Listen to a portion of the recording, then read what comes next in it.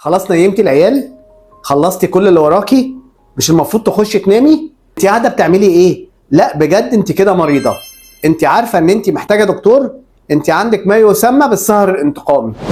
تعالي بقى معايا عشان اشرح لك يعني ايه سهر انتقامي. سهر انتقامي يعني سلوك نفسي مضطرب.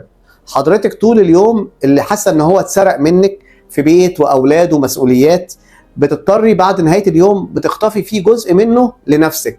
بتعملي الحاجات اللي انت مفروض ان انت بتحبيها. بتعملي بقى سكرول على الموبايل، تتفرجي على التلفزيون وتتابعي حاجات كانت ناقصه منك. انت كده بتنتقمي من اليوم اللي اتسرق منك غصب عنك. ده اللي انت مفكراه، بس حضرتك بتنتقمي من نفسك.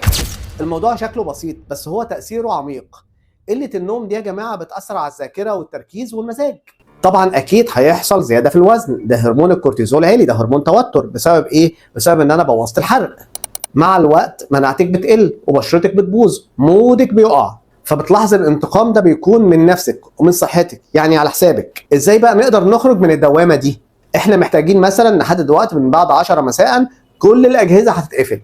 هنعمل بقى مود نوم هادئ. ازاي؟ هنقلل الاضاءه، هنشرب شويه مشروبات دافيه، هنشغل شويه قران كده نسمعهم يهدوا اعصابنا، ونصلي ركعتين قيام ليل. لازم بقى خلال النهار نخصص وقت لنفسنا، مش اخر اليوم، في وسط النهار. اللي انت بقى بتحبي تعمليه طول الليل اعمليه في الوقت ده. اقول لك على قاعده بقى حلوه، قاعده العشر دقايق. قولي لنفسك انا هقفل موبايلي بعد 10 دقايق. هتلاقي جسمك ابدى استعداده فعلا للنوم. الفكره يا جماعه ان انا مش هسرق وقت نومي، الفكره ان انا هنظم وقتي طول النهار واعمل في وسط النهار حاجه تفيدني عشان ما اضطرش اسرق من وقت نومي. دكتور محمد حسنين، استشاري التغذيه العلاجيه.